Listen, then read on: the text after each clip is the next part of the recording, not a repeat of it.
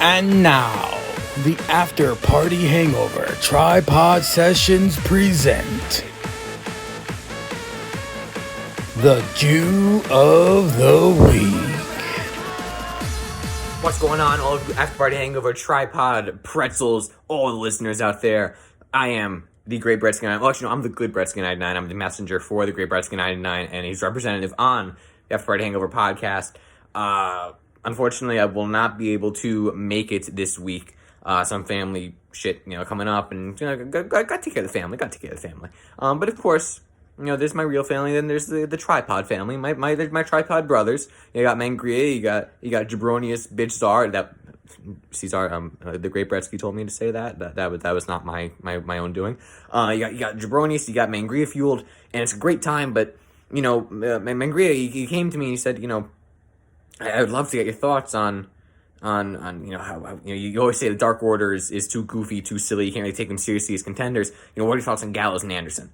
And so I figured, everybody's favorite tag team of all time, formerly known as Everrise. Now they're just the show. The show rules. Friend of the show right here.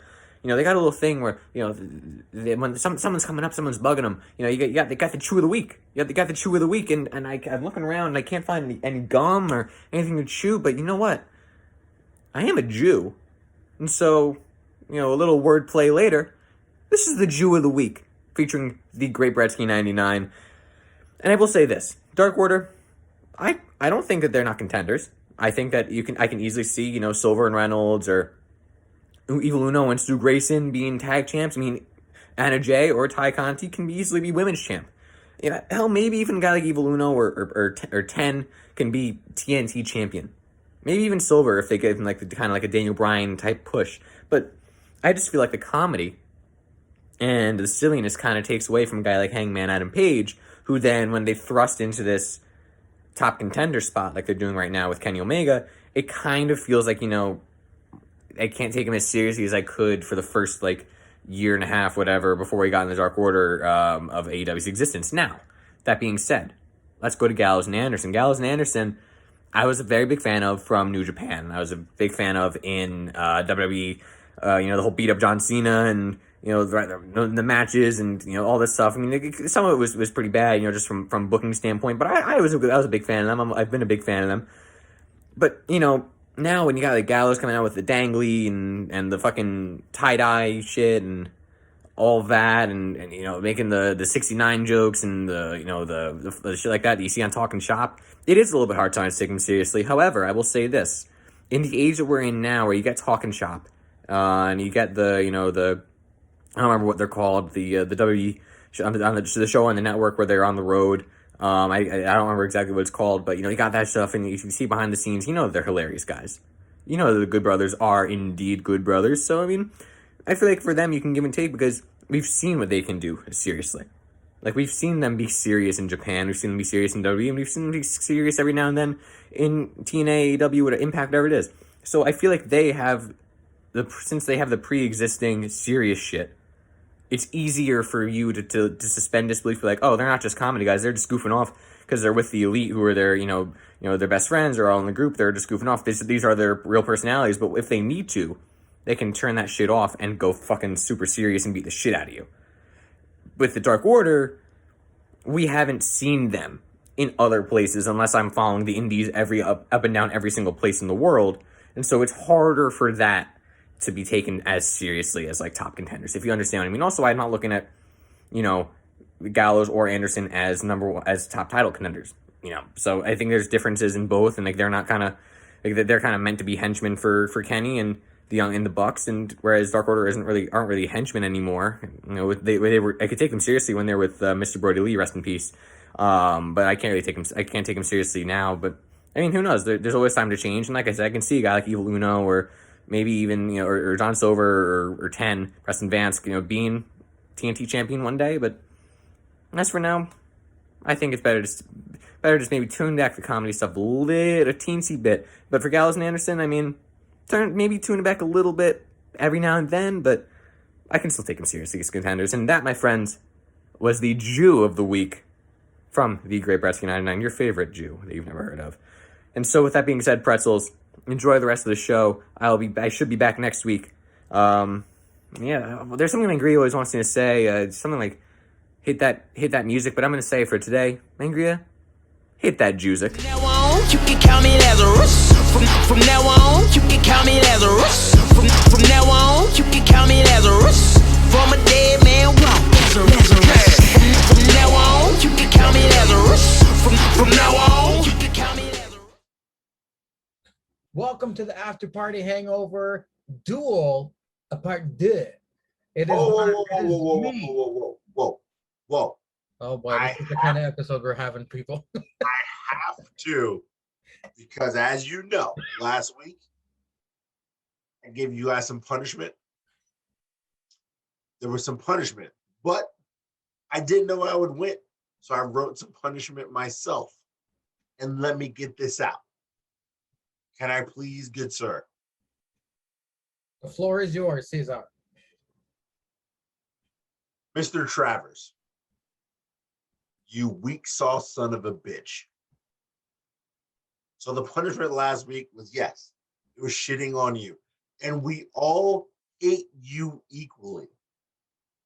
Even everybody on APPW. I want you to know personally from me. You thought I went to Kentucky? No, I did not. They told you I was out of town. I was. I went to the depths of hell. I called upon the devil, Lucifer. You know what I did, sir? You know what I did? I'll tell you what I did. I talked to that man for 8 hours straight, but the flames were upon me. I had him release William Cosby. Eventually, he will release Robert Kelly. Yeah, I put two well-known rapists out in the world just so you could eventually end up in the depths, the bottom depths of hell, you and your goddamn father, because he sired you. I cannot let that man live, knowing he sired your dumb. He's half your DNA. Your mother's being pounded out by Brother Quarter, and that's punishment enough. Punishment enough. It's your father, who you work for.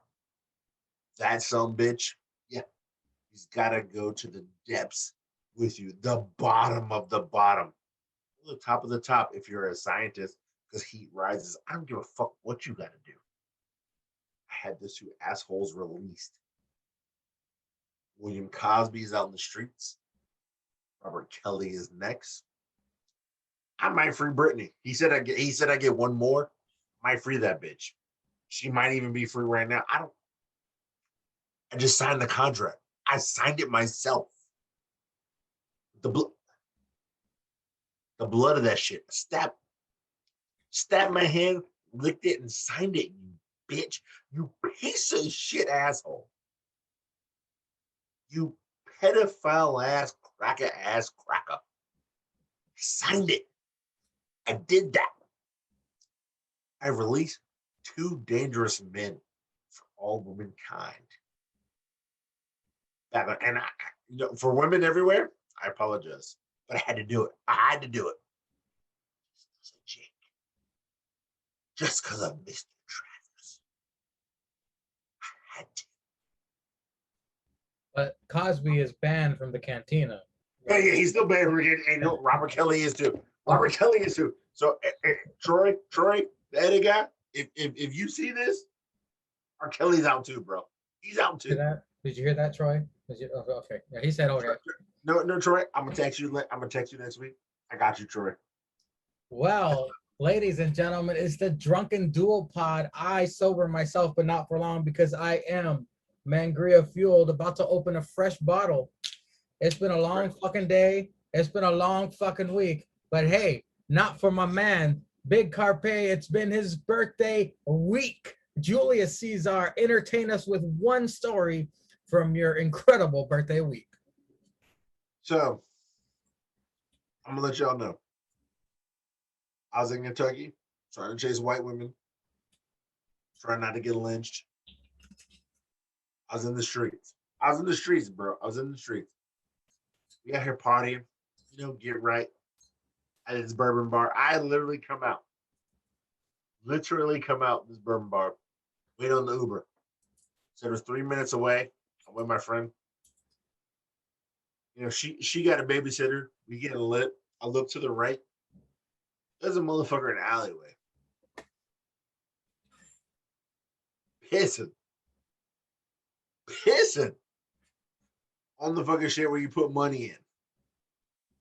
We call them shit. Well, I don't know what you call them shit on the streets. I'm a little drunk right now.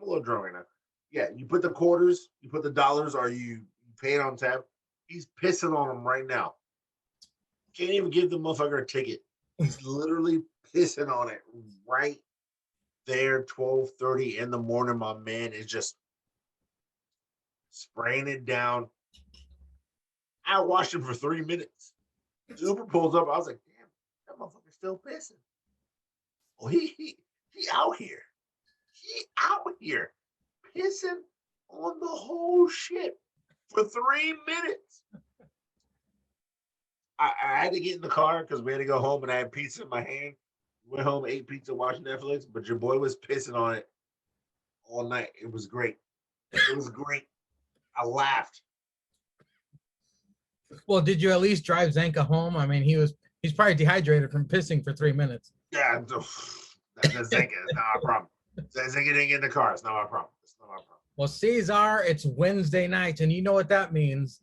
NXT was way better. We kick off AEW Fyter Fest with the IWGP US Championship match. It's Whoa, no, wait. You always say that after the match. Versus Machine Gun Carl Anderson with Gallows. Of course, Johnny Mox with your mother, Eddie Kingston. Your mother.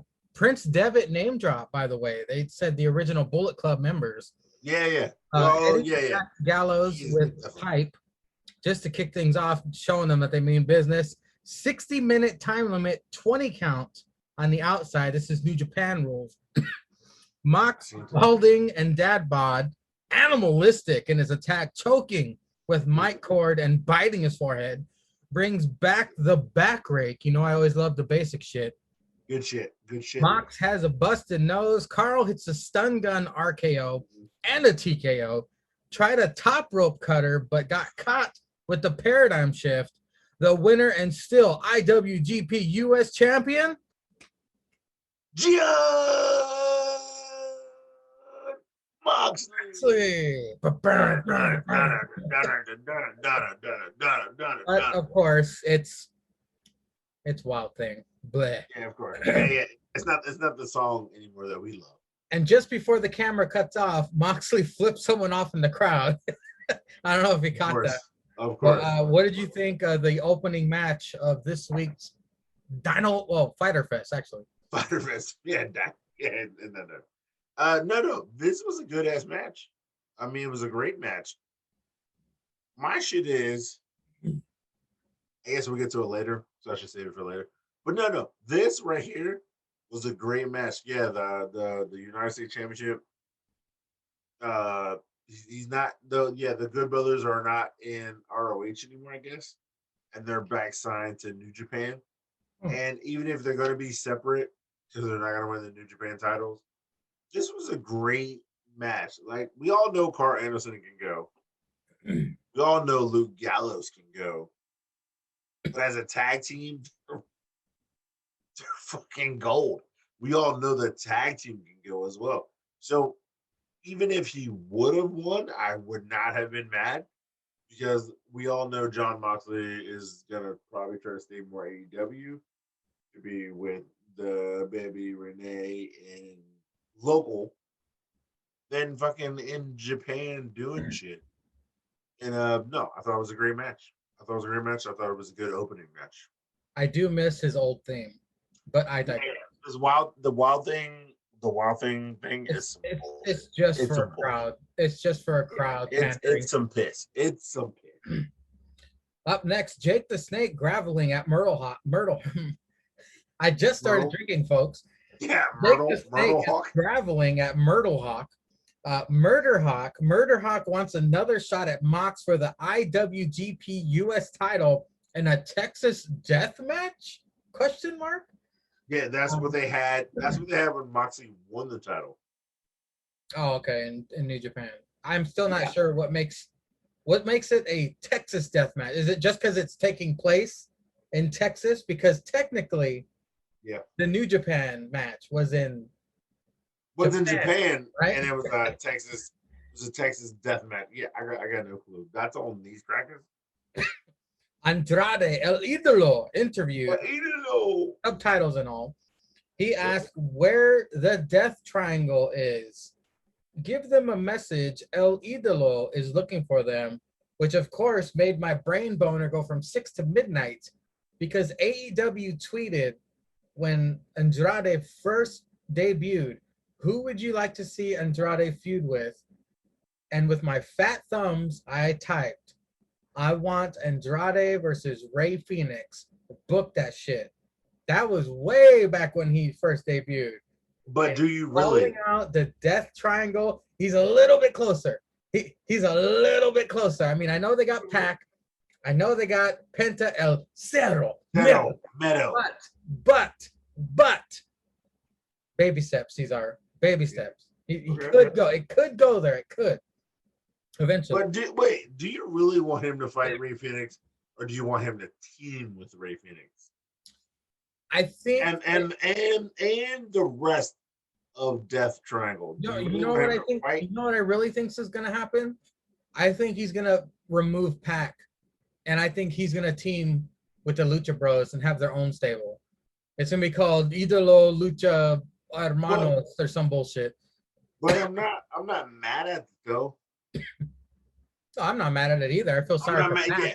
Like if Pac leaves the Death Triangle and El Idolo joins the Death Triangle and it still calls it Death Triangle, because like he's definitely heelish. Yeah. I really wouldn't be mad at it. Like that would be actually better.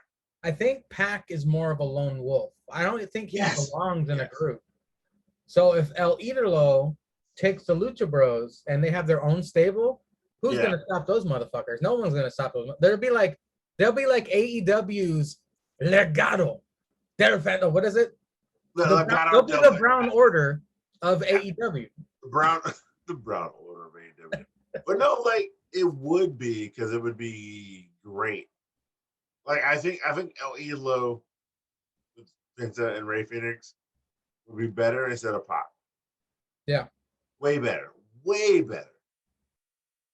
Up next, absolute Ricky Starks, the man with the mannerisms that I cannot get enough of, versus the FTW champion Brian Cage. This is in fact for the garbage title that no one gives a flying fuck about. Not one. Taz is on commentary. The crowd is pro Starks immediately. Cage aiming for Starks' neck. Starks aiming for the left arm of Cage. During picture-in-picture, Starks bites Cage's head, and then his hand, and he starts spitting out the pieces. I don't know if you noticed that he was like when he was biting his hand. The ref puts a stop to it though. Cage very homoerotically curls Starks' body with one arm and one hand spreading the cheeks of absolute Ricky Starks. This is awesome chants from the crowd. What the fuck? This match was not awesome. This was in the beginning they started chanting that shit. Cage with a pump handle arrow? Question mark? Flapjack? I don't know. Starks with the last ride Batista bomb gets a 2.5. P2H prevents Starks from using the FTW belt as a weapon, and his camera zooms right on Starks' face. Like, what the fuck? Cage with an F5 gets a 2 3/4. Hook distracts. P2H then clobbers Cage with the FTW belt. We get a Starks spear pin for the win. Ceizar, the orange leprechaun, runs over and hugs Starks. We have a brand new FTW champion. Ceizar, Will the championship mean something, or is this just a way to get Cage the fuck out of there? It's a way to get Cage out. I don't know if the title will mean something, but if this is Ricky Starks' first title in AEW, I'm fine with it because I like Absolute Ricky Starks. I think Absolute Ricky Starks is a star. Yes. His mannerisms, his promos, his wrestling is good. Yeah, even that he had a old fuck boy on the top rope, and he swore down, and then he powerbombed him. Yeah. But he carried him like halfway through the ring, and then powered him. Starks is a great wrestler. We saw this because he fought Fuckboy first before he came into AEW. Before he got into Cody Jarrett, Rhodes, Helmsley, Cena. Yeah, he fought that Fuckboy. God, I hate this. And we know how good Starks is. Starks is great at cutting a promo. We know how good Starks is. And now he's got a title. Even if it's a bullshit title, it's still a title on the brand that he can wear out to the ring. He can still rep Team Taz, make them relevant. Sorry. And then if Cage wants to go face, totally fine. And leave Team Taz and go face. That's totally fine. Because Starks is now the leading man. And he can elevate his career in AEW. I'm fine with it. I thought the match was all right. I'm fine with it. Up next, Cody Jarrett on commentary calls out Malachi Black, pissed that he attacked Arn. I don't win every fight, but I do when I see it coming. I know this is an abuse of my power, but I want you, Malachi Black. Malachi goes all Bray Wyatt with some weird story. He appears in the ring. The brawl ensues. I like the detail of light versus dark in their clothing when they were fighting. Kind of good, evil.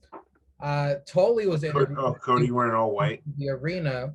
Santana and Ortiz make him deposit into his Depends. This feud is far from over. Hangman feeling weird. Adam Page interviewed by Tony in the ring. He tries to challenge Omega for the world title. Don Callis and the Elite interrupt. Matt Jackson gets in Hangman's face.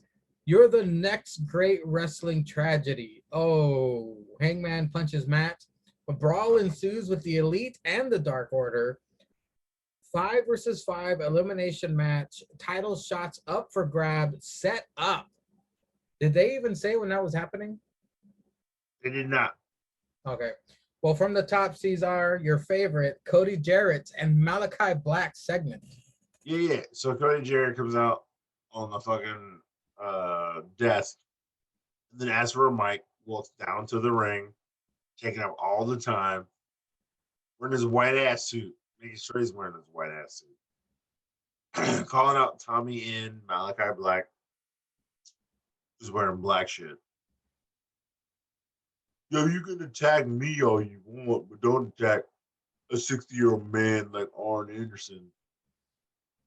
Yet in the next segment, Tully Blanchard with his 70-year-old ass technically gets attacked by Santana and Ortiz. by LAX. No, it's all good. No, you're right, Cody. You're right. Anyway, yeah, attack Cody all you want. I don't win every match. Nigga, you don't? You don't? Your list of losses right here, one hand. I can probably put on one hand. In AEW, your list of losses, I can probably put on. Well, let's just go back and watch all the prediction shows for AEW and who does Ceizar pick every time? Motherfucking Cody Jarrett. That last shit. Strap match. Who did I pick, Mangria? Just tell the people who I picked. Cody Jarrett, Rhodes, you damn right. Cena. You goddamn right. I mean, seriously. I think Cody Jarrett has only lost to like MJF, Chris Jericho, QT Marshall in a tag match, so it doesn't count on his singles record. Brody Lee for the TNT Championship, Yeah. and he gone. His wife pinned him and got a baby. I can't even name the other two. I literally have to watch. That's pulling shit out of my ass, and I'm a little lit right now. I ain't gonna lie. I'm a lot of lit right now. That's pulling shit out of my ass. I don't know who the other two losses are for Cody Jarrett. I don't even know because they count tag teams different than singles run. Yeah, Cody Jarrett, you know you ain't about to lose to Malachi Black, Tommy End. Bitch, please. Y'all gonna have a match, maybe Fyter Fest night 2, maybe fucking whatever the after Fyter Fest called the Revenge of the Fallen, like some Transformer shit. I don't know what the fuck you gonna call it. And then you I don't know, bitch. It'll be a tag match. It'll be Tommy End and some old cracker he digs up to beat you and Arn, and then you'll beat him in a one-on-one match on fucking Dynamite on the Road. Yeah, what the fuck? I don't care. Fucking Cody Jarrett. All right, after that was Tully making a deposit into his Depends thanks to Santana. yeah. So Tully walking in the back. Tully walking in the back with a fucking roll-on fucking suitcase, talking that cracker shit. And then then LAX wants to beat his ass with a fucking crowbar. Then they don't. Because we got respect for our elders. Really? Really? Y'all two Latin motherfuckers got respect for your elders? No, beat that hoe. You should have beat that motherfucker down, hit his ass with the crowbar, hit him with the sock, like Conan was trying to do. Y'all got fucked up in the ring like a couple weeks ago. Get the fuck out of If here. we're honest, the plastic crowbar would have been just fine as well. I've been fine. I'd have been fine with the crowbar. I'd have been fine with the crowbar. There's a little bit of fuckery. Whatever. You crackers want to do what you want to do. Oh, some bullshit. All right, then what was next? Hangman. The segments where the elite get in his face and then they do the 5-on-5 setup where the title spots are up for grabs. Yeah, okay. Yeah. So the elite talk that good shit. Doc Water comes out, then fucking Hangman was a pop off on that good shit, on that real good shit. Then all of a sudden Kenny says, if you don't win the 5-on-5, you gotta retire. Retire? Nigga, he can go to New Japan, he can go to WWE. You think he about to lose? It's a 5-on-5. So we already know what fuck shit's happening. Good Bro is going to get eliminated. The other 4 crackers from the Dark Order are going to eliminate it. And Hangman is going to 1-on-3 the fucking tag team champs and the fucking heavyweight champ. He's going to 1-on-3 you bitches in this 5-on-5 Survivor Series type match. You can't say that. That's your AEW. You can't say it. 5-on-5 Survivor. Hangman's gonna 1-on-3 you bitches, and then it's gonna be Hangman versus Kenny at fucking September, which will still be on par for my elite killer theory because Slammiversary. I think Slammiversary is like tonight. I think it's on right now. Oh yeah, Impact shit, right? Yeah, Impact shit. And Kenny's got to defend the title against some cracker. It's probably on right now. If you're watching this on Mangria shit tomorrow, Kenny might have lost the belt. I don't know if Randy Cesario showed up or not because I'm a little lit right now, and I ain't gonna watch that shit tonight. I'll watch it tomorrow morning. We'll ask Andy. But yeah, fucking Heyman, you gotta retire if you lose. This nigga ain't about to retire if you lose. Get the fuck out of here with this dumbass stipulation. Retire. And go to Virginia if you lose. Shut your dumb ass up, Kenny. Your weak ass mustache. Up next, meeting. I actually went to the bathroom, and when I came back, Jericho was being attacked backstage by Spears with a chair. Oh yeah. With the chair. MJF says his first trial is versus Spears. Spears can use a chair, but Jericho cannot. Ceizar Damas. How is that going to play out next week on Fyter Fest Night 2? Yeah, Jericho's going to win. Are we going to see Spears going to go for a chair shot? It's going to ricochet off the ropes. Trials of Jericho. This nigga about to look like Hercules, fucking murder all of the fucking assholes in fucking the Pinnacle. He's gonna beat this cracker with a chair. He's gonna beat that cracker in the UFC fight.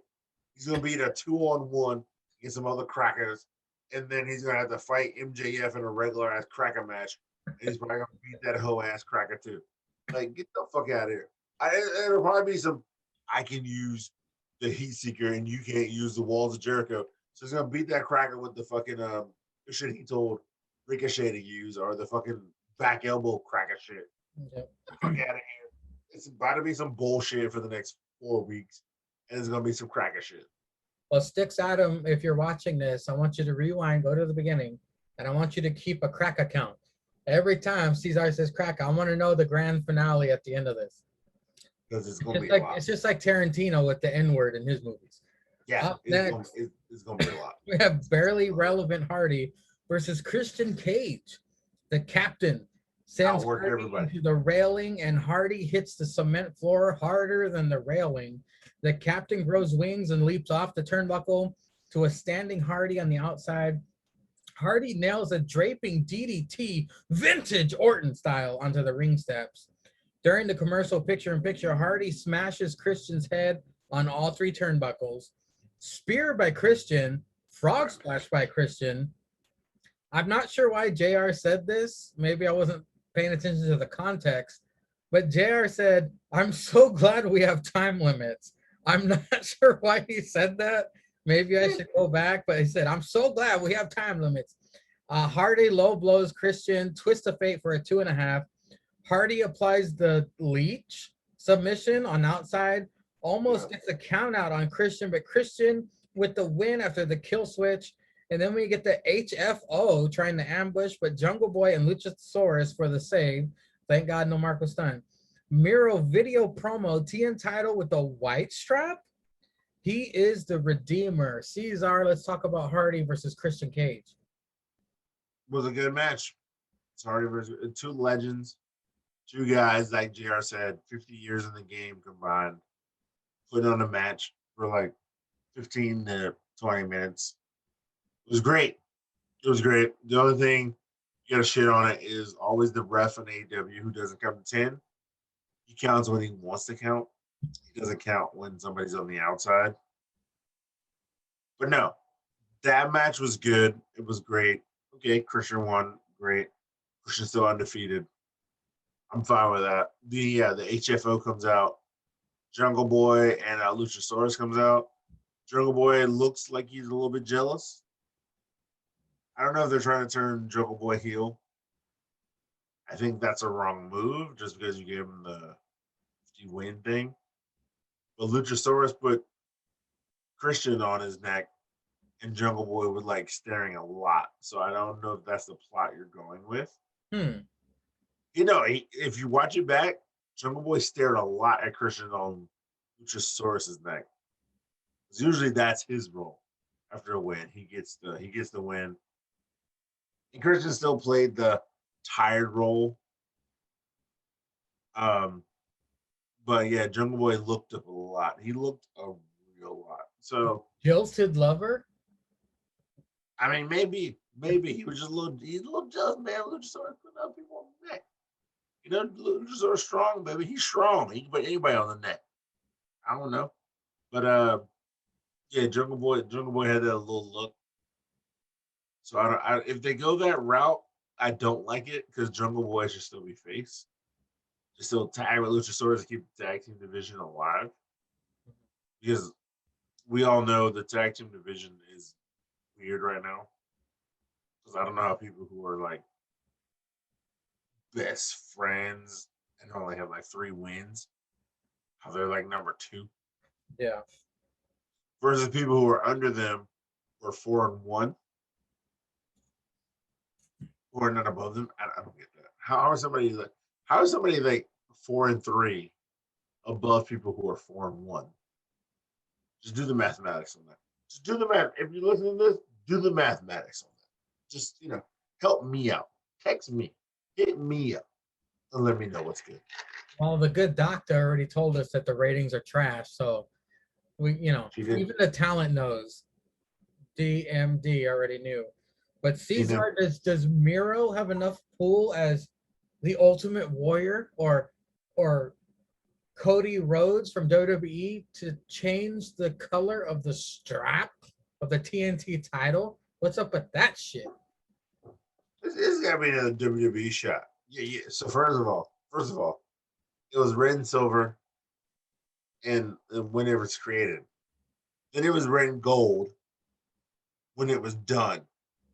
Now it's yellow and gold, like the Intercontinental strap.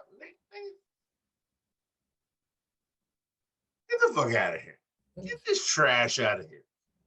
Yellow and gold? Really? Now it's yellow and gold?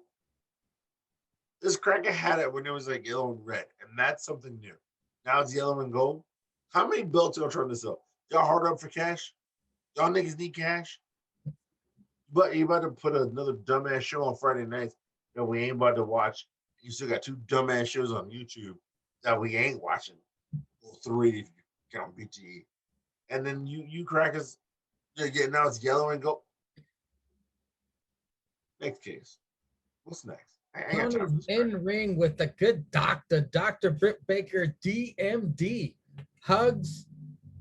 Nyla is at the she hugs Tony in the ring. Of course, they're BF. Of course. Yeah. Nyla is the top of the food chain, but I'm off the menu. That line was great. The doctor in her cool Outsiders themed jacket. Nyla and Vicky say some dumb shit. Who cares? Balding Moxley accepts Murder Hawk's challenge. You are Texas dead. Okay. Ceizar, the doctor, capping on Nyla. Mm-hmm. The doctor can do no wrong. She has not done any wrong. And that's the doctor, Britt Baker. GMD. Tony said it himself. I'm saying it. Mangria said it. We have said it. The goddamn doctor can't do no wrong in AEW. Bitch should have went to NXT. Because she knows everybody over there. The talent pool is better. And you know what? If she had the strap right now, I wouldn't be mad. And Trey Songz can still be able to come up. But this goddamn doctor, she just too good. And now let's put her with Tony because she got a relationship with Tony. She can go in there. Yo, the doctor's too good. She talks shit. Bitch told Vicky she only relevant by her last name. Nigga, that's just gold. It's just True. gold. True. It's definitely true. Yep. It's true. She ain't lying. But the doctor is so golden. And then we get to this fuck boy. Done a wild thing. So that means he's wrestling. Not only is he open Fighter Fest, he can possibly close Fighter Fest because he's been gone so long. He's wrestling both nights. He's had to wrestle a regular ass match in which he wrestled at least 10 to 15 minutes against Carl Anderson. And now he's got a Texas death match against Murder Hawk next week. Oh, what, Wednesday? Who is he? Who is he? Cody Jarrett? You're the new Cody Jarrett? You're the undisputed Cody Jarrett? Why are you defending a championship that doesn't matter in your company 2 weeks straight? 2 weeks straight? It's just like, hey, man, look, we understand, bro. You got a baby. You got to go home. We're going to write you off. When you come back, you got to defend. You got to go title match. And the second title match is a gimmick match. So you got to be real fucking tough. What the fuck is this, bro?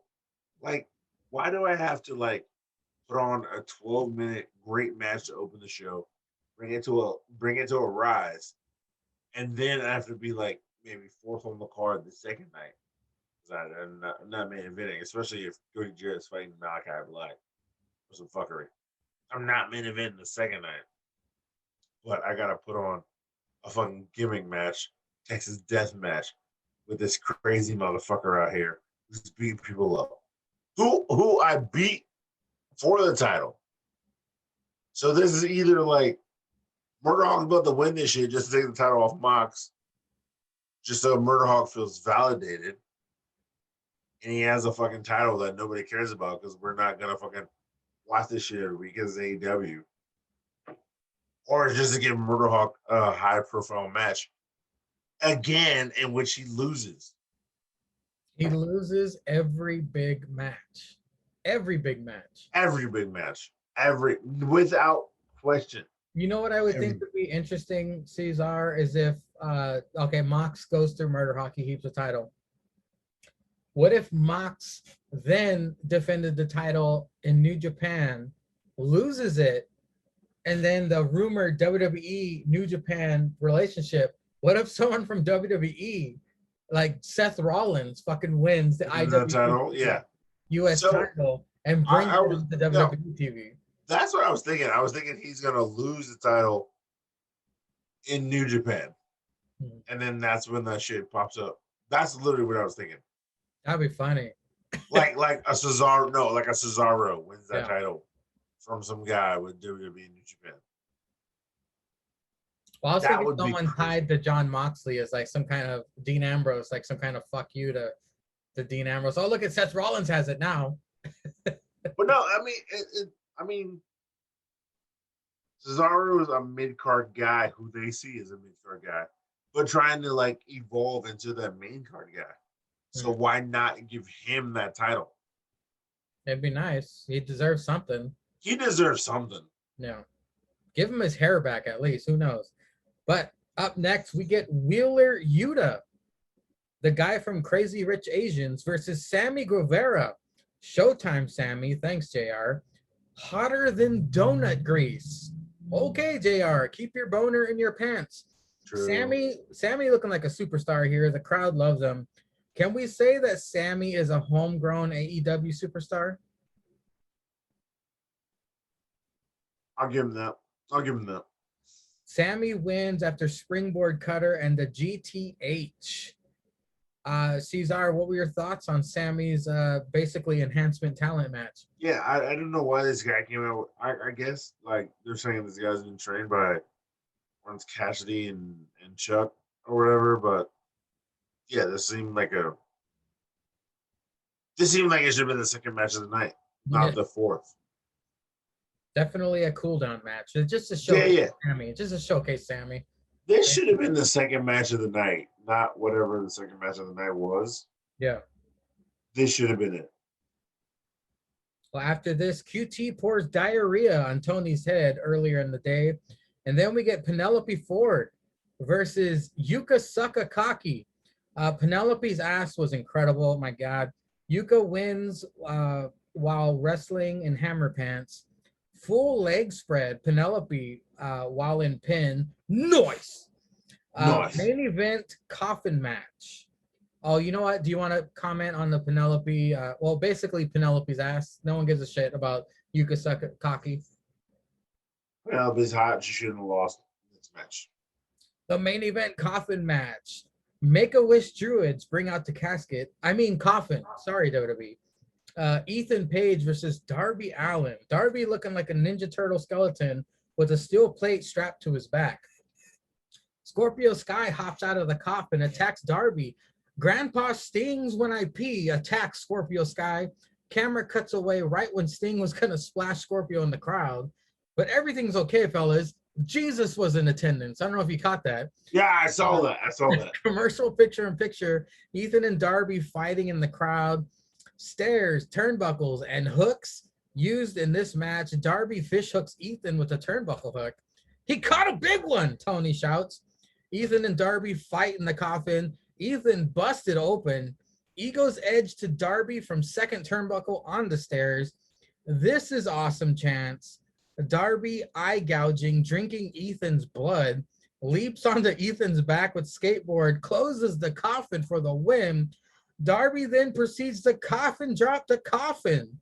Ethan was still in. Not a bad coffin match. I got to give him that. But Ceizar, what were your thoughts on the main event of Fyter Fest this week? It was a pretty good coffin match.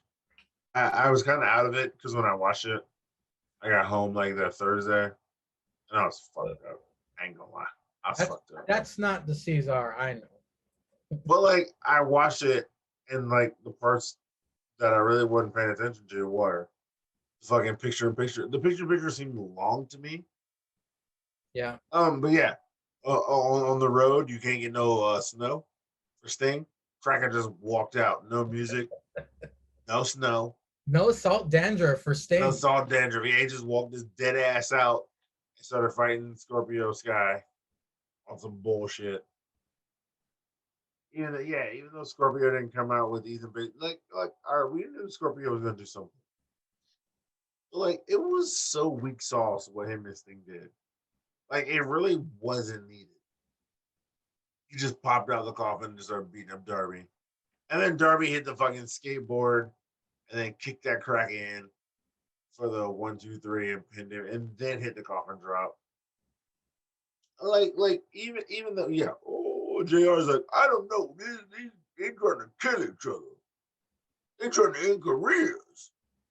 Shut your ass up, JR. You ain't nobody ending no career. It's just like, this is like Kenny Omega talking to Hangman. Talking some, yeah, when you lose, you gotta go back home to mom. Pop. Ain't nobody losing their career over this fuck shit. Ain't nobody losing their career for this fuck shit. Fucking that cracker was in that coffin, knew that coffin drop was coming. This fucking soft ass coffin. And they hit a coffin drop and that would like a splinter. WWE would never. You remember Shawn Michaels ate that coffin? His fucking back was fucked up for 18 years. That shit was fucked up for 18 years. That nigga ate that coffin.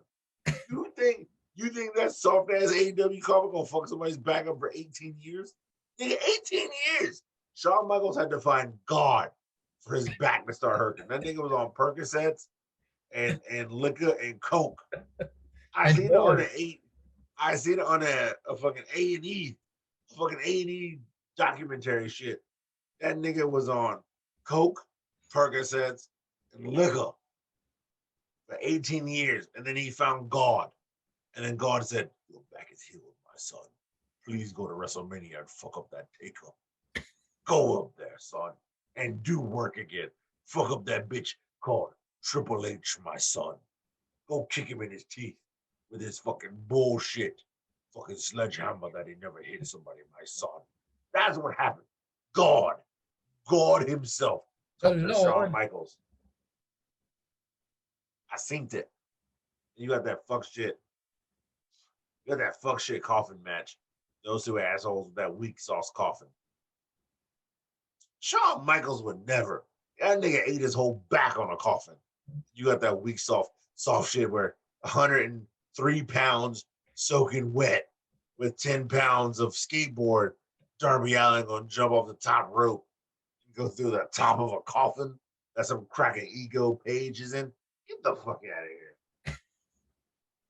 Get this fuck shit out of here. It was an okay match. The coffin drop off the top didn't do nothing for me. He kicked that cracker in the coffin, and I was like, all right, cool. He won. We all knew he was going to win because they're trying to hype Darby, trying to hype Jungle Boy for shitting on these hoes for a year and a half. You all know what happened. Well, ladies and gentlemen, we will be right back with our NXT Thoughts of the Week. Welcome back, ladies and gentlemen. We are now here to talk about the A show of the week. It's NXT. NXT starts out with Ember Moon, solo now, versus Wallbutt herself with Straight Sonya in her corner. This little chunk of dunk, Ember, taking it to Kai. Suicide dives out on Kai, landing with a sick thud right before the commercial picture-in-picture. Kai bounces back by wrapping Ember's body around the ring post. Ember Moon showing a bit as well. During picture-in-picture, we get to see Ember's moon. Ember gets a second win comeback, struggling with her balance as she tries a springboard body splash. Kai with the Helluva kick and Crossroads. Yeah. 2.5 count. Kai does win after executing the GTK on a draping Ember, even though Kai's foot was under the rope, Ceizar. What did you think of the opening contest of this week's NXT? I thought it was good. No, I thought it was great. You gotta continue a storyline, especially if they're just gonna go with storylines to keep it relevant, even though like everybody's trading people right now. I wasn't mad because the last contest Ember didn't. Well, nobody won because Raquel got in. This was before Ember fought Raquel, so Raquel like just kind of jumped in and fucked shit up before Kai could put her away. And I like this. I like this go around because Dakota got the win no matter what. She did what she had to do. She got the win. And I'm fine with this. It was a good match. And the women's division always in NXT, the women's division gets some shine. And I wasn't mad at it. Well, we thought this segment was over, but no, it's not over. Xia Li storms out, bypasses Kai, and gets in straight Sonya's face. Championship match made. Xia Li Ceizar, the newly Mortal Kombated Xia Li, takes on straight Sonya. Who wins that match?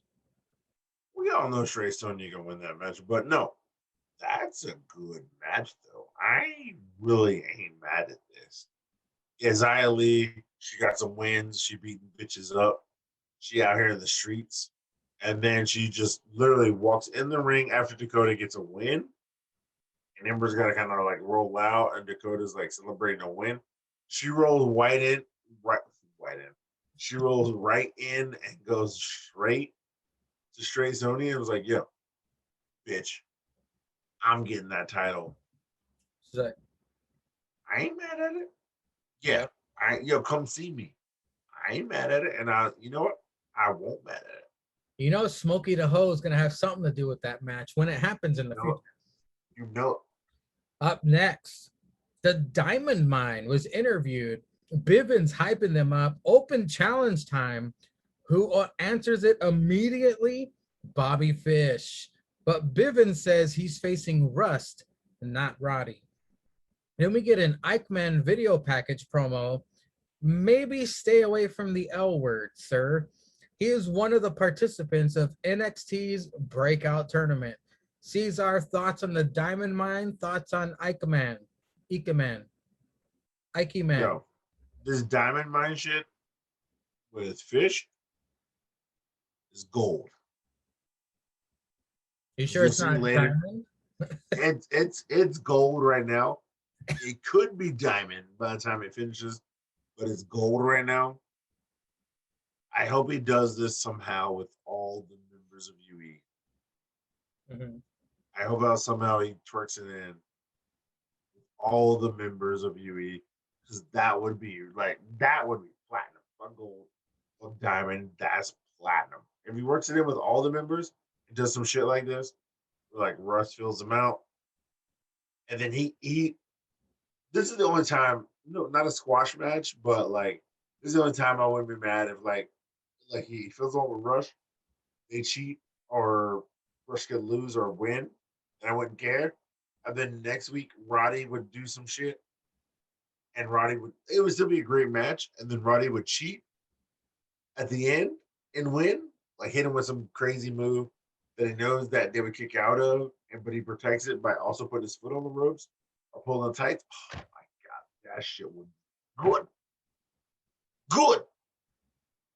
Because with all three of them, and they're like, yo, bitch, no, you cheating out here. He's like, yo, fuck y'all, man. Like, I try to do it y'all way. I'm doing it my way now. And now I'm at the top. I would love it. And then we have Crazy Icky Man. Yeah. The jacket.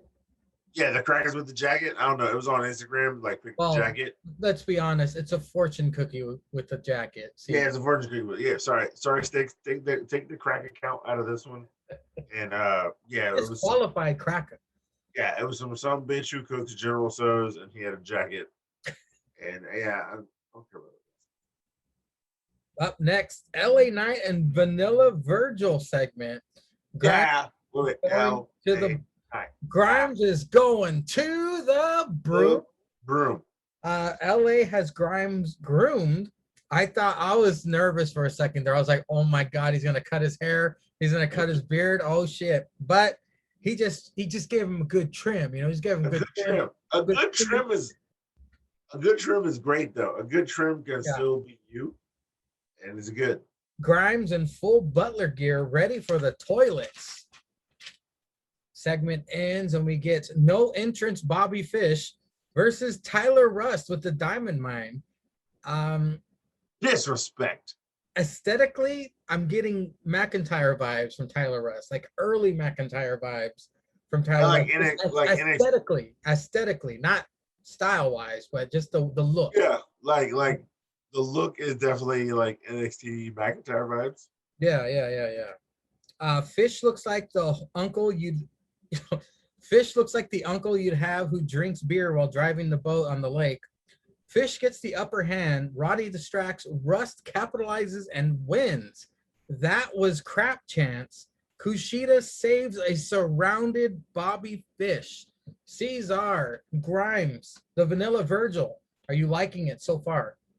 So far, it's funny because this is what we called like Grimes is just too rich to do the. But Grimes is from a or police, so of course he's like, I can do these jobs. This ain't shit.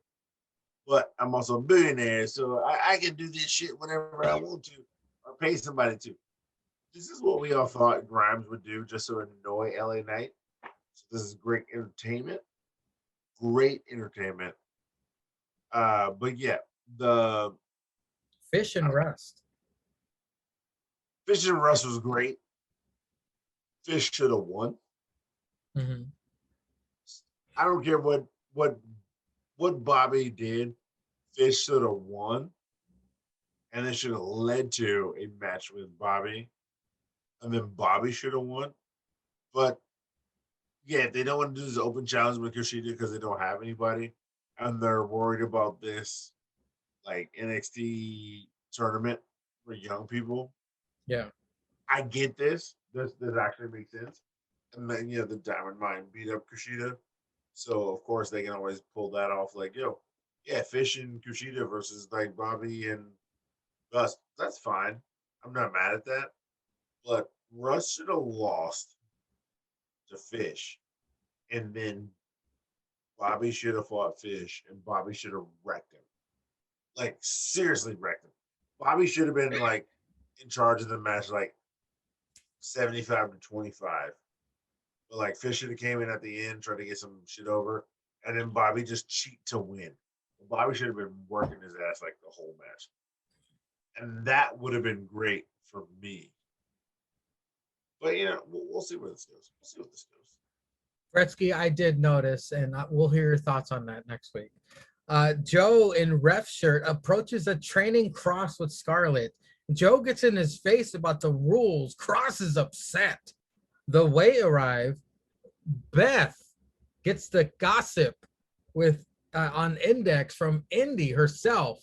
She says, sometimes you should just take a chance. The fucking Beth needs to get a life. She's all in the telenovelas over here. Yeah. Gigi Dolan challenged Sarai on a WWE Network exclusive.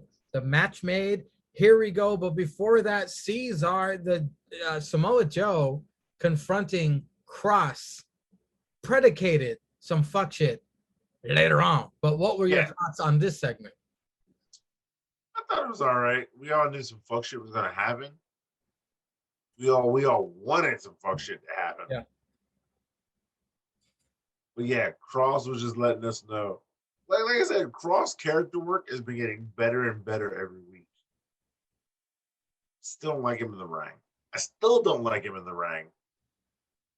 But his character work has been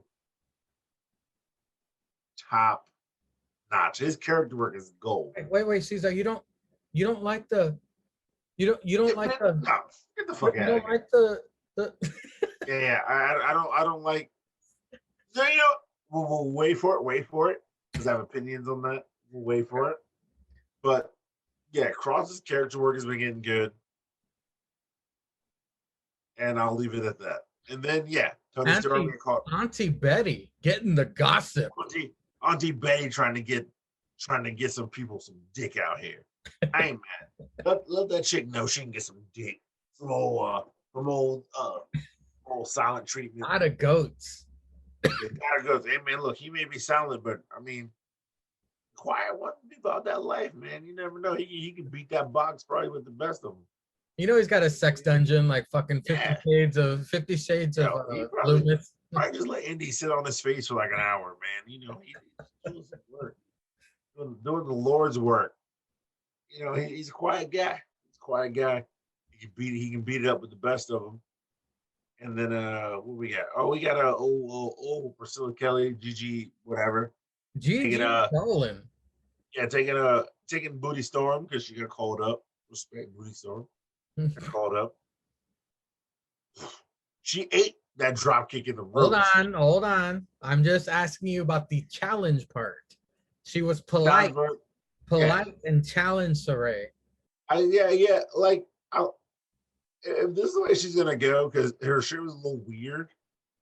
It's a little weird, but if that's the way her character is going, where she like overly likes the females, but like invites them to wrestle, I'm cool with it because it's a new thing.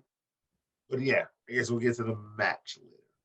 Speaking of the match, I think Gigi Dolan belonged in the Attitude Era, but we get her here on NXT versus Saray, the queen of the drop kick. Starts with the handshake, the respect. Mandy Rose appears on stage when match gets going. What the fuck? Weird release of the Indian Deathlock. I don't know if you noticed this, but when Gigi was in the Indian Deathlock, she tapped on Saray's hand and said something to her. And right after she said something, Saray released it immediately. Released it, and then they got back up to standing position. Yeah. And then the queen of the drop kick fucking shotgun blast drop kicks this bitch. Oh my god, that looked painful. Poor Not to call no ho no bitch. Not to call no ho no bitch. Then hits her weird T-bone exploder suplex for the win. Mandy does nothing. Ceizar, my god, that shotgun blast drop kick. That's holy shit. And you want to talk about some CTE in the future. What do you think about this match? Gigi ate that fucking drop kick. She either ate it or that shit was well timed out. So she could have just kicked the rope and that bitch could snap back in. And this Japanese bitch wrong. We already said she's a queen of drop kick. She slaps mad drop kicks in a match. So I'm assuming because she slaps a lot of drop kicks in a match, this was also planned, worked out, and she's great at them. But that shit looked rugged as fuck. And it's great. It was great. I'm not mad at it. It's great. Yeah, Mandy comes out because Mandy's back. She's looking at some fuck shit, trying to get, I guess, a survey of the land, if you will. I wasn't mad at it, but yeah, that drop kick was mean. This match was great. NXT Women's Division, best division on the roster, like we always say. So yeah, I wasn't mad at it. Up next, the Brown Order backstage. Santos is pissed. They dislike the Cypher from Hit Row. Santos Escobar always ends up on the right side of history, on his way to the ring to face the God of Goats. After an NXT UK commercial, Duke Oi Hudson video package promo. He has all the bees, Ceizar. He gonna make honey. What did you think of Brown Order's angry promo? Santos is pissed about the whole Bronson situation, losing the belt, and hating on your favorite group. Santos is mad because NEC's got the belt. Mangria was saying not Edge Christian, but y'all know some niggas chicken. Santos is mad because Swerve he took it from Bronson Reed, which what did he say? He's like, Bronson Reed is lucky because he lost the one thing that I wanted, and Swerve is unlucky because he has the one thing I want. But Swerve is the only guy to beat you.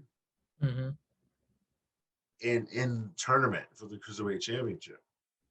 Swerve is the only guy to pin you. So I think that makes great storytelling for, you trying to get this title. It probably will happen in the next takeover, but it'll be great storytelling to get up there. And no matter how much Bretsky loves like these cocaine cowboys, like we get it, man. We get it. They're all great. No, they all can wrestle great. They're all great singles competitors. And then even the other two crackers are great tag team competitors. But yeah, no, this was some good shit. It was great storytelling leading forward. Because you wouldn't believe Bronson can get it, and he's a heel. And then you probably hate Swerve because he's a heel. But you have to put in that head that Swerve got that dub. So is he gonna get that dub again? Well, they just gave it to Swerve, so yeah, he's gonna get that dub again. But then you're like, I could just be Bronson. And Bronson really only had it for a month. Like, what is going on? So no, this was great leading up, great storytelling from all brands. I have to imagine that Oathquake is gonna be moving up pretty soon anyway. So well, of course, what happened later in the show. we'll get your thoughts on Duke Hudson later on when he has the match. But Dexter Lumis, the God of Goats, takes on Santos Escobar with the Brown Order. After freaking Santos out, Dexter slithers all over the ring and goes on to the outside. Lumis then disappears only to drag Santos under the ring, Paranormal Activity style. Brown Order for the save. Back from break, and Santos is in control and delivers some vicious chops to Lumis, even a top rope Hurricane Rana. Lumis makes a comeback, tries to apply Silence Lock, but the numbers game pays off. Phantom Driver for the win. Brown Order gloating up the ramp, then Hit Row. Or NECs, baby. that's right, meets them at the top. An argument ensues. Ceizar, the God of Goats, versus Brettzky's number one man in the whole company, Santos Escobar. This was good. It was a great match. So obviously they're trying to do the God of Goats index thing because we all know him as the God of Goats because he lost. I don't know. It's his woman. His woman came to pick his dead ass up off the ring. But yeah, the heel showed off at the top of the ramp. It was the NECs. It was the Cocaine Cowboys. They're feuding. It was great. Everybody's laughing at each other, but they really want to fuck each other up and do some work, do some dirt. I'm totally fine with everything that happened in this segment. Yeah, gotta go try to sneak Santos on the ring, and Legado grabbed him, and gotta go try to do everything he can do, but Santos trying to cheat everywhere he can cheat. So yeah, no, this is a great match between two pros. And then it was really just about the storytelling afterwards, which I thought was there were two spots afterwards. There was the face off between Hit Row, NEC, not Edge and Christian, and the Cocaine Cowboys. They came face to face. Yeah. Plus something I'll mention later. But first, Wade sit down with Kyle O'Reilly. Does he need his soul back? He needs his groove back for sure. He's the guy who can and will end Adam Cole. Baby. That's right. Back at LA Knight's crib, Vanilla Virgil stealing JH's gimmick, mowing the lawn, old school style with a push mower. And then we harken back. During commercial break, Indy tried to carry Dexter Lumis to the back and falls. They almost kiss, but the poison pixie interrupts. Love is in the air, to which Wade responds, "What's love got to do with it? Oi." Oi. Ceizar, what did you think about the sit down with Kyle O'Reilly? I didn't like it. I don't like face Kyle. I think heel Kyle is way better. I don't like face Kyle because face Kyle's like, yeah, I lost, but I gotta find like myself. I gotta find the edge that got me to beat Adam Cole. Like, what the fuck are you talking about? What do you mean? Yeah, you hate Adam Cole, so that hate should still be there. That's your whole thing. Your hate should still be there, but you lost. Yeah, you lost a wrestling match, and then you won an unsanctioned match. All right, it's all good, but like we all know this is going to go 2 out of 3, and that's what really matters. What the company wants to do going forward. Like somebody's going to cheat for you, like we'll find out later, or you're just going to lose because you're the face, because you were the only face in the 5-on-1 match, and you got pinned by Cross. Like, yeah, I just He I was just can't very, get behind. very lackadaisical about losing. Losing is a part of the business. Like he was just like, yeah, whatever, you know. Whereas Like, heel, you, heel you O'Reilly would have been like, it was the ref's fault. I never lose. It's yeah, all everyone's fault but like, mine. like he's not the right type of face to lose. You know what I mean? Like even when like The Rock or Stone Cold would lose, they can call a loss, but something happened, Mm-hmm. and they wouldn't even blame that because they would still be talking shit like they're the best person on the roster. You know Stone Cold can lose. And you'd be like, yeah, I don't give a shit about that. Yeah, fucking assholes want to come out and hit me from behind with a damn chair, hit me with a crowbar. You know what's gonna happen? You know what's gonna happen? I'm back. I'm good now. And I'm gonna stun that son bitch 24/7. I'll stun that son bitch even as I come out in the next match. I'll stun him, his mama, his damn grandmama. I'll stun anybody else who wants to come on that goddamn match. And then I'll still win, get the belt, and click 2 Michelobes in the corner. That's how a face Yeah. should be, because that's how Stone Cold did it. That's how Triple H did it. That's how The Rock did it. They didn't care about a loss because they could eat a loss, but they were still the best on the brand, and they can still fuck your couch up any day of the week. It's nothing. I gotta find something in myself to do something. Yeah, get the fuck out of here. Nobody cares about that. And then Vanilla Virgil sentenced to mow the lawn of LA Knight, Ceizar. It's like we said. This cracker in a speedo, chilling on the patio. This cracker LA Knight comes back. What the fuck are you doing? Oh yeah. I paid him.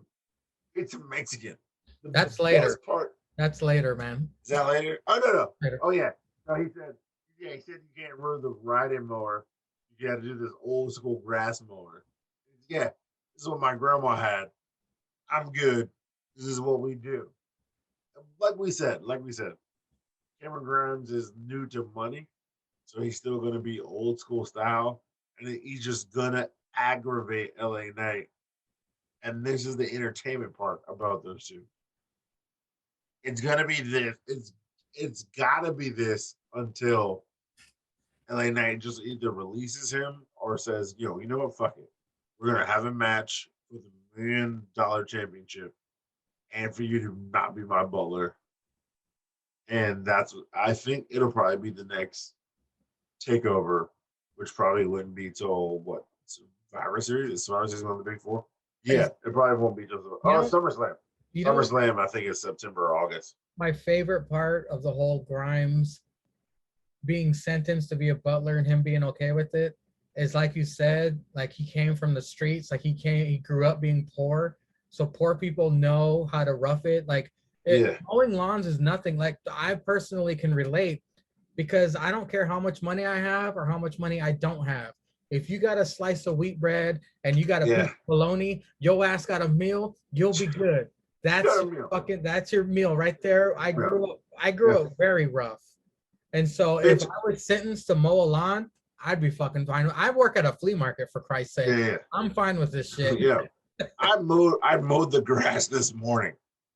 Mhm. Like 8 o'clock this morning, I was up mowing the fucking grass because I didn't want to do it at 12 when it's fucking hot. Yeah. I was like, no, it's like 70 degrees right now. I'm gonna cut this fucking grass. And for lunch, I had a fucking piece of bread, I had fucking 2 slices of ham. There you go. Some fucking American crab cheese, and a little slice of bread, and some Doritos that I bought last night at the grocery store. And that was a fucking lunch. That's Bitch, right. I ain't worried about nothing. I ain't worried about nothing. If I get some money, hey, great. I'm gonna help out who I can. I'm gonna try to make my money work for me.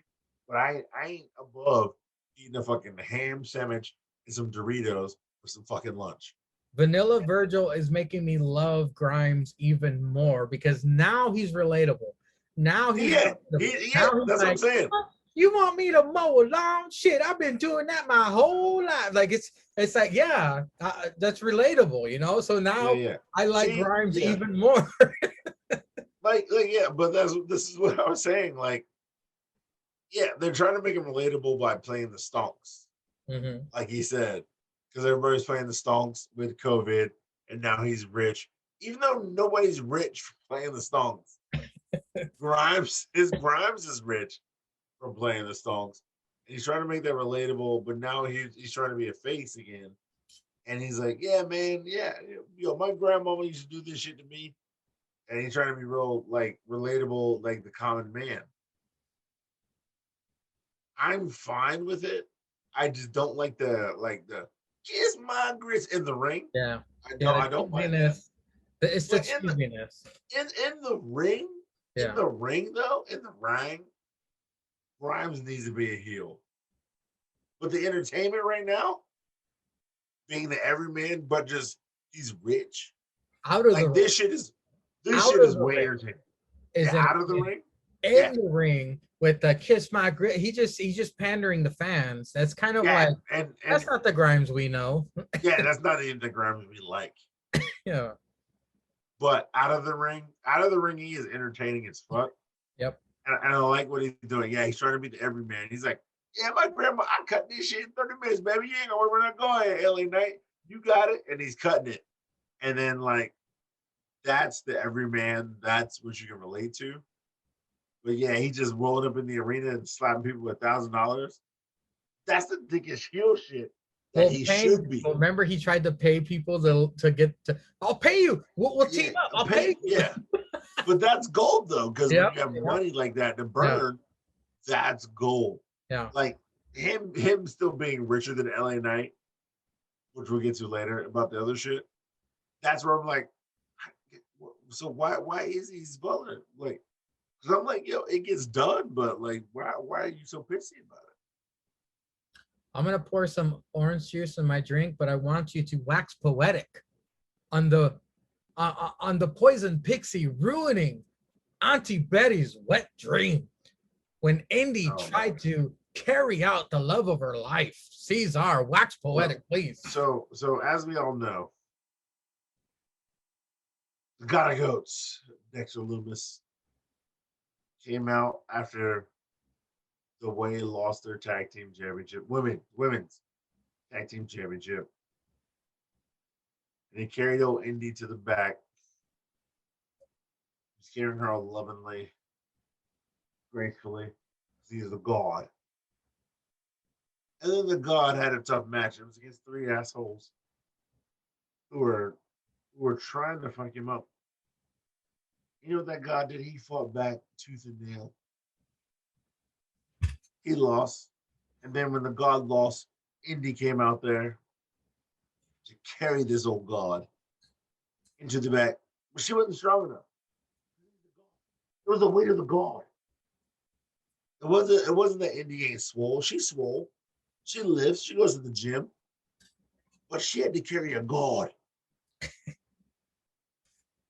She couldn't do it. She's a mere mortal. She's a mere mortal trying to carry a God. But she ain't Captain America. She ain't Iron Man trying to carry Thor after a battle. No.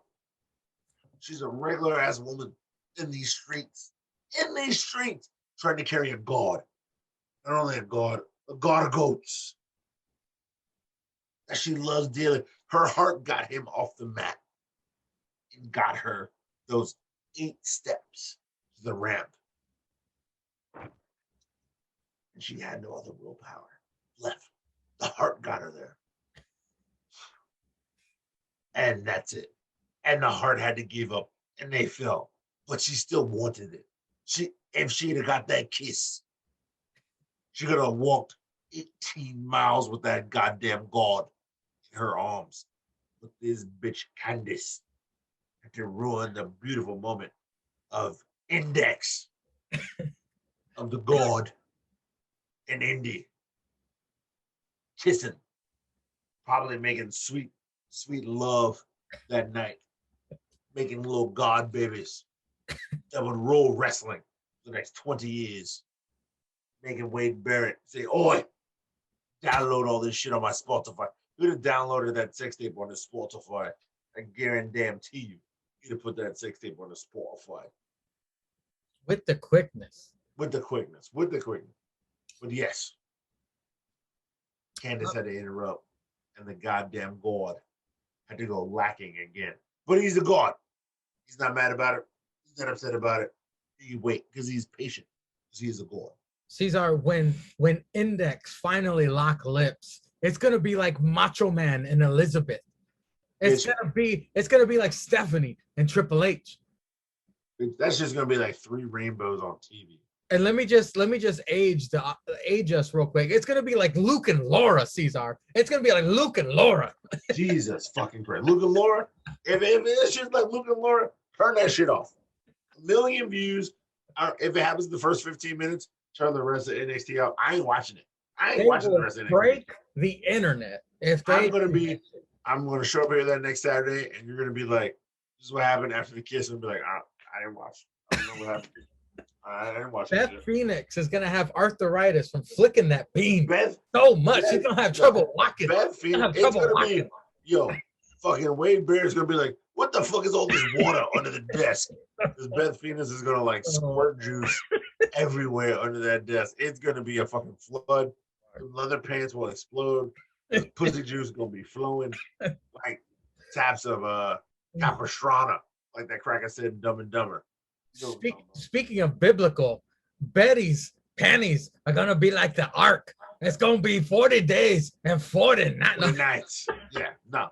Them shit's gonna all right, we digress. Them shit's gonna disintegrate and just go straight to heaven. Them panties is gone. Edge ain't never gonna see them panties again. Them shit's gonna disintegrate and go to heaven. Furthering the disrespect of Bobby Fish, even Duke Hudson gets an entrance versus Ikemen Jiro with the Universe jacket and all. The NXT Breakout Tournament begins. Ikemen bouncing all over the ring. When Duke caught him, he mollywopped his ass. Ikemen applies a tarantula to Duke because Ikemen was trained by Tajiri. Duke with a holy hell of an uppercut to Ikemen. Ikemen hurts his left foot after top rope springboard moonsault to the outside, but Duke Hudson wins with a boss man slam. Up next, Lorcan and Dunn interviewed about Gargano and Cross. Dunn is the best technician in the world. Not if Double T and Ciampa Man have something to say about it. Brawl ensues. Yeah. Then we get Casey and Caden with new matching gear versus Aliyah, and Jessie Kamea. No entrance. With Robert Stone. Jessie Kamea looks as tall as straight Sonya, unless being next to Casey just makes her look like that. Easy win for Casey and Caden. Neckbreaker 450 combo. They put some respect on the 450 there. Aliyah then attacks Robert Stone, who has one shoe for some reason. Walks out. Frankie Monet comes out and walks away with Jessie Kamea. I didn't mean to rhyme, but Ceizar, your thoughts on the NXT Breakout Tournament match between Duke and Ikemen? I thought this was a good ass match. It was a good breakout tournament match. This is a real good match. Both these guys can go. The Japanese cracker put it on the IG, which jacket he should wear, and he wore it like halfway through the match. And they talked about it, Beth and them. And yeah, it was a good ass match. Of course, the tall, strong white boy won because Vince is watching NXT now. So that cracker won. But no, it was a good ass match. I thought it was good. And then next was promo. Up next was Lorcan and Dune interviewed about Gargano and Cross, but Double T and Ciampa Man. No, Peter Dune, like he's the best technician and the baddest guy. And then old Thatch rolled up, tried to ask him what's good, what's really good. And then Ciampa Man's just mad. See, he didn't throw no chair, so he didn't throw them hands. And then, look, I understand Ciampa Man. He's got to throw something. This Cracker can't throw no chair every week. He gonna throw some hands. So the 2 out of 1s and 2s should have been ready for some hands to be thrown. I mean, we all know Ciampa gonna throw them hands, and that's what he's got to do. I still believe and hope Champ and Thatch get back up, get some wins, and challenge MSK in that fucking fight pit. That would be awesome. Titles. Oh my god, that should be so good. You want to talk about free money? Right, yeah. No, they got to do that shit at Takeover. It's got to be. Casey and Caden versus the death of the Robert Stone brand. Yeah. Oh, so Casey and Caden have been getting some wins lately. They've been doing work. We all knew Aaliyah and Jesse. Watered down Chelsea Green have been doing work. They've been getting losses. And then Frankie's been talking to him for a couple weeks. Wait, Mandy didn't get. Mandy came out of the other match. That's right. So but Mandy saw those hoes backstage. That's what it was. I'll get it. Yeah, we'll get there. But yeah. Casey and Caden get the win. They're still a team. They're a great team. They've been doing work. They're trying to move up in that tag team division. Aaliyah and Waterdown took the loss, and then Aaliyah beat up Robert Stone brand and she left because she's now going to SmackDown, and Mandy is in NXT. Like, that's crazy because 4 women from NXT went to SmackDown. Yeah. And 1 woman from Raw goes to NXT. Really doesn't feel like a fair trade. Like, there should be 1 woman from SmackDown, but SmackDown doesn't have really anybody to trade because Bayley got hurt. Pam. Respect to Pam. Got hurt. But even still, I would be a little hot. Just one of them went down. Because I'm that's just some bullshit. But no, they should get the win. And Aaliyah goes up. She's been there for forever. Yeah. So now she's getting that top dollar money. So if they book her right and not just keep booking her to lose, and enhancement talent. Let's see if they book her good. If she can put on some classics on the show. And Frankie Monet taking over the control of the group. I ain't mad at it. Frankie Monet's, she's good. She's top dollar. I ain't mad at it. Every good heel has backup, Ceizar. And now Frankie Monet has the watered down Chelsea Green. Up next, Ref Joe approaches the way and lays down the law. Austin offers him the new way shirt, which looks awesome, by the way. Yeah. Joe walks away and has yet another stare down with the bruiserweight Peter Doom. My God, I hope we get to see that someday. LA Knight returns home to find a relaxing Cameron Grimes, Vanilla Virgil. He hired a Mexican to finish the line. Grimes tries to pay the kid, but LA Knight tells the kid to scram. The kid kicks LA in the shin. Grimes drops the money. Grimes tries to rake it up and accidentally knocks LA into the pool. You did that on purpose. Adam Cole out in the ring, cutting a promo on Kyle. Ceizar, this lucky bastard, he gets to clap the doctor's cheeks. Cole then turns focus to Samoa Joe. Overpaid security guard, he calls them. And who comes out? A Bronson, Oathquake, Reed. Bronson wants a shot at NXT's golden opportunity. Brawl ensues. Cole on the outside gets mad dogged by Samoa Joe as we head into the main event. But before that, the aforementioned Robert Stone, Frankie, and Jesse on their way out run into Mandy Rose. Mandy Rose says, looks like the brand is under new management. Yep. Ceizar, let's start at the top with Samoa Joe and The Way. Samoa Joe and The Way is gold because, Johnny's an upstanding citizen. Joe. Hey, Joe, you want one of these shirts, man? You want one of these shirts? Hey, get your shirt, baby. I get your shirt. You're upstanding citizen. It was great. It was gold. Mandy Rose saying that there's new management is also good. Hopefully, at least a Mandy Rose, Ricky Monet match. Wouldn't be mad at that. You skipped the whole middle, man. What was the middle? The whole middle. It's LA Knight and Grimes. Grimes hired the Mexican. Oh yeah. Well, I was trying to talk about that earlier. But yeah. And Adam Cole cutting a promo. Grimes hiring the fucking Mexican had me crying. This motherfucker laying poolside with a Speedo. Chilling hard. The chili meat. Yeah, chilling me hanging out. I paid old boy. I paid him good money to cut their yard, baby. And he called him in there. It's a fucking Mexican kid. And then he tried to pay him. I don't know where he got the money from because he was in the Speedo. He pulled out some money.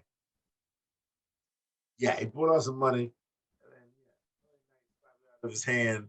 Said, no, I want you to cut it. I don't want this kid to cut it. And then, knocked him into the pool. We all knew that was coming. Knock his dumb ass into the pool. You did that on purpose. I ain't doing it, baby. I'm trying to clean up some money. Fucking gold.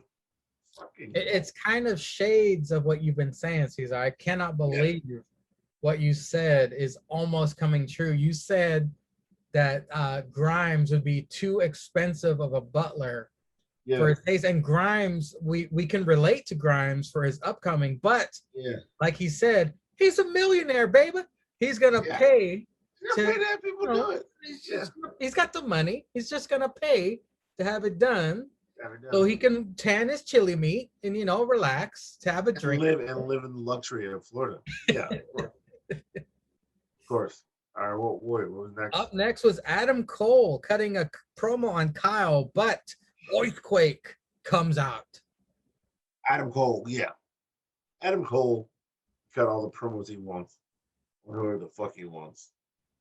And this fruit booty asshole is to clap the cheeks of the good doctor. Man. Every night, all night if he wants. And then I thought this is a great promo by Earthquake. Also a great next step. Because it takes both of them out of the main event step. But it can either promote Earthquake to the main event step, or just keep Adam Cole there, depending on who wins, or depending on how many times they fight. So, of course, if Earthquake wins, he can try to challenge Cross, and he's a bigger dude, so he can't use all those fuck shit moves on him. But Adam Cole is still Adam Cole. It gives him a reason to be like, "You're talking Adam Cole. You saw me beat Kyle O'Reilly. You saw me beat this fucking Earthquake fuck boy. Was the last champ of the US title. No. Thick boy, not fuck boy. Thick boy. Thick boy, sorry. Thick boy. This is the last, US champ. So it's great either way. And you can push it either way. But this promo was great. They fight each other. Thick boy gets the advantage. And then Joe comes out for the main event. And looks at him. Can I ask you a question? Out of all the stare downs we're getting from Joe and others, I want you to tell me what match you want to see the most. Samoa Joe versus Adam Cole, baby. Samoa Joe versus Karrion Kross. Samoa Joe versus Peter Dunne. Which match do you want to see? Because I have my answer already. It's the third one. Of course. I actually want them in that order, but reverse. I wanted Dunne, Cole, Kross. If I had to pick, I want Dunne first. Yes. I want Cole second. I want Kross last. Okay. But you know what they're going to do. Yeah, we all know. Yeah. Up next is the main event of the night. It is NXT champion Karrion Kross with Catwoman Bordeaux versus Johnny Gargano Solo. That's right, Solo. For the NXT championship, Johnny jumps the gun, attacking before the bell rings. Karrion picks Johnny up with ease. Karrion takes shits as big as Johnny, so he will have no problem throwing him around. Johnny, however, has a bigger brain and will find a way to fight back. Karrion throws Johnny onto the edge of the announcer's desk. It looked extremely painful right before the commercial, picture in picture. The beatdown continues. Johnny does, in fact, take control of the match, but this towering titan puts a stop to that. Really shocked that Theory isn't out here yet. Even Candice versus Scarlett would be interesting. Gargano escapes the cross jacket, then applies the Gargano escape. Cross jacket reapplied. Johnny gets to the ropes. Cross does not release, and then Joe shoves his ass off. We get a stare down. Karrion then proceeds to manhandle Johnny on the outside, tries to use the stairs, but here comes the enforcer. Joe stops it. All you got to do is jump. All you got to do is jump, Joe says. Johnny wrestling takes control for a short bit, gets a 2.5 after the final beat. DDT Karrion. Forearm blow to the back of Johnny's head, just like he did to Finn Balor for the win. Cross and Joe bicker after the match, which leads to cross jacket on Joe. God damn, that move sucks. The NXT went 9 minutes over. Ceizar, your thoughts on the main event? On the main event. So I thought it was a good match until the last 7 minutes. Cross. I don't know if you watch a lot of anime, but I do. okay. So I watch a lot of anime. So you know about plot armor. About what? Plot armor. Like the main character of the show can't die because he's the main character of the show. He always finds a way to win. Yeah. Like he never loses because he always finds a way to win. Like he's outmatched, he's outclassed, and then right before he's gonna die, he gets some power up and he finds a way to win. Yeah. This is how I feel about Cross. Cross has so much plot armor.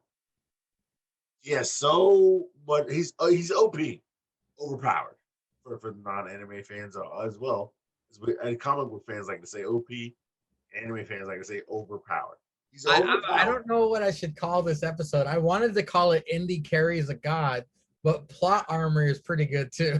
Plot armors are, yeah. You might need to name it Cross plot armor. Cross has plot armor and he's OP, which is dumb ridiculous. Because like he shouldn't be so OP. You can be one or the other, but you can't be both. And Cross is both, which is why I don't like Cross's matches. Mm-hmm. Because if you watch watch this whole match. Watch this whole match. It's a great match. They both get their shit in. Johnny gets a lot of good shots in. Yeah. Johnny gets a lot of good shit in. The point where it was something outside, Johnny leaps out of the ring, hits the spinning DDT on the ground, then gets back in the ring and hits the one final beat right after that DDT on the ground hits the one final beat. Cross kicks out in 2. This is like some authors of trash shit. This is literally why I hate authors of trash.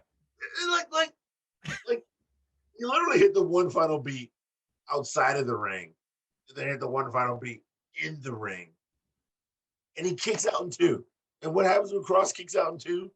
He fucking hits Johnny with like 3 donkey punches. See, but I like this finish better than I like the Finn Balor finish. The first Finn Balor finish. I think it's better than that because I shit all over that because that deserved to be shitted on. He gets up, he donkey punches Johnny like twice.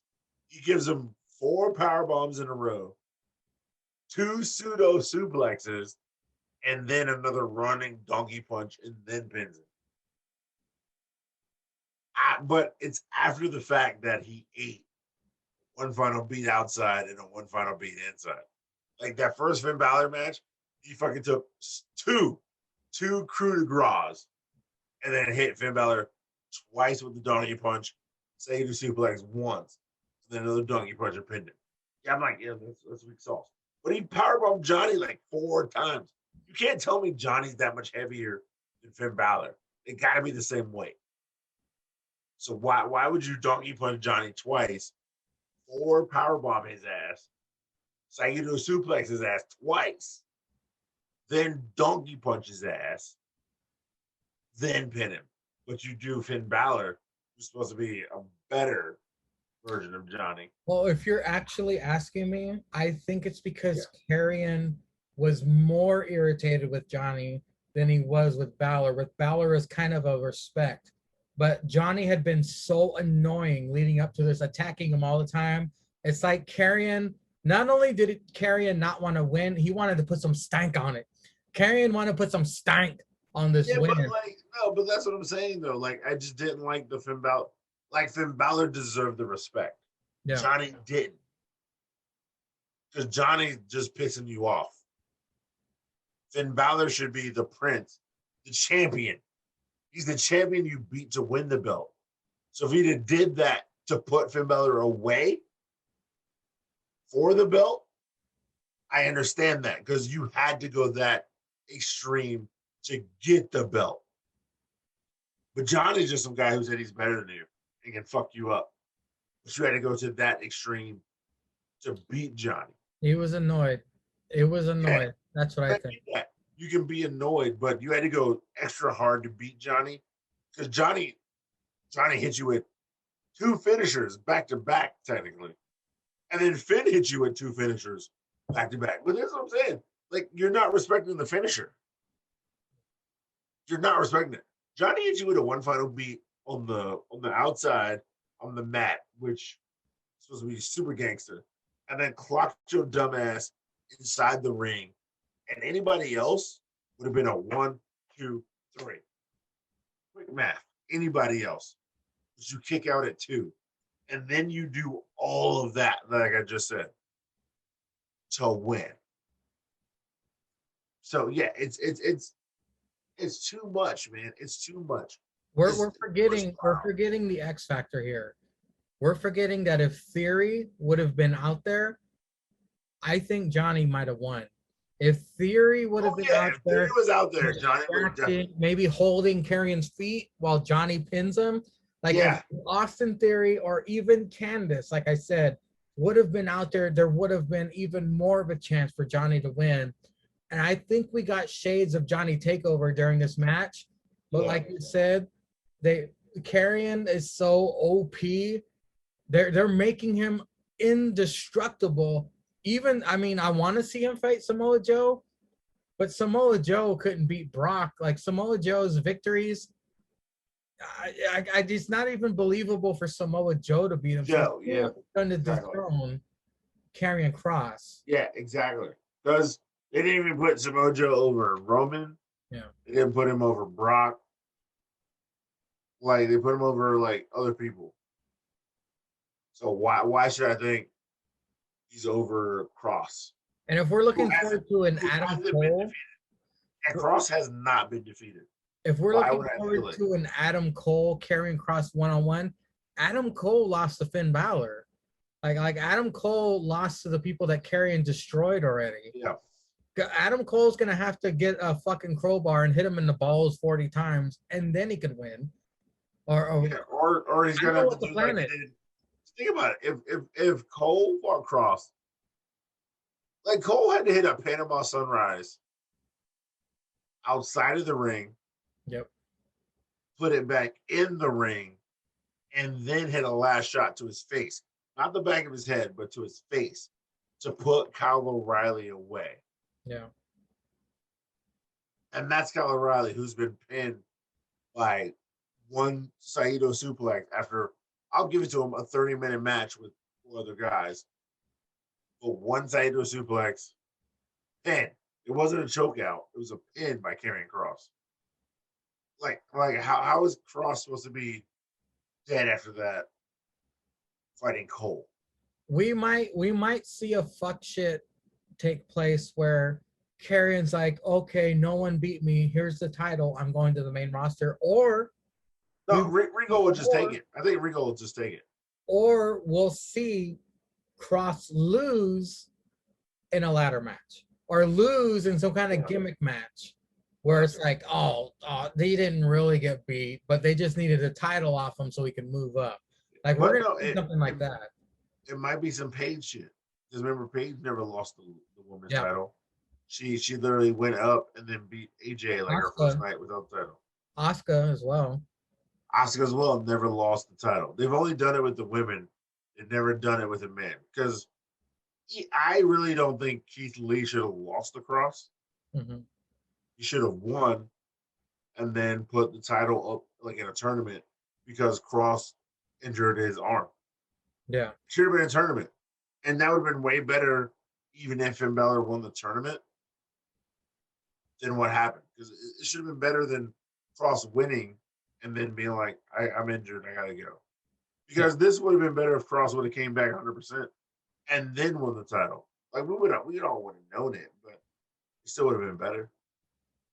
Well, one thing we can both agree on, Ceizar, is that NXT is a billion miles better than AEW. Oh, yeah. But Course. next week we got Fyter Fest Night 2. We got another excellent NXT coming up. Well, ladies and gentlemen, that is the end of After Party Hangover Duel with Julius_Ceizar, the birthday boy. Ceizar, put them plugs out there for the peoples. So you know what it is? It's Julius_Ceizar Instagram title. You know what it is. I post that ratchet shit all week, every week. If you've seen my story on Thursday, even if you haven't, go to the Great Bretsky. THE Great Bretsky. BRETTZKI. Pick a post. Call him a bitch. Because I know that cracker didn't talk to Cody Rhodes. You trying to say he talked to Cody Rhodes? That cracker ain't talking to goddamn Cody Rhodes. The crack account is up to 400. It's at least up to 400. He ain't talking no goddamn Cody Rhodes. He probably talked to Austin Gunn because he's a bitch for Austin Gunn. Talk to him. And Austin Gunn was like, yeah, I'll text Cody. I got you. I'll text the EVP on some fuckery. He's talking about goddamn Cody Rhodes. Fuck that cracker. And Cody Rhodes. Man, God bless. Don't kick no man in the face. You're 60. Shut your bitch ass up, Cody Rhodes. You're just trying to get a fucking match on Fyter Fest. Eat a dick. Eat a dick. Well, Ceizar, you are unaware of this, but as everybody knows, the tripod, the After Party Hangover, old school, for all you pretzels who've been watching since the beginning, we have a segment called Hail Ceizar, where I throw topics at Ceizar and he gives us his opinion. Well, I would like to extend a thank you to the great Bretsky 99 for his debut opinion segment called The Jew of the Week. He introed the show this week on the After Party Hangover Duel, and he should return next week. Business should get back to normal. All three of us shall return. But thank you, Bretsky. And as you know, he has his own podcast because every motherfucker has a podcast except for Ceizar. Yep. And his podcast is called The Faux It is my podcast. His Faux Pod is on iTunes. That's where I get all my shit. But here it is, The Faux Pod.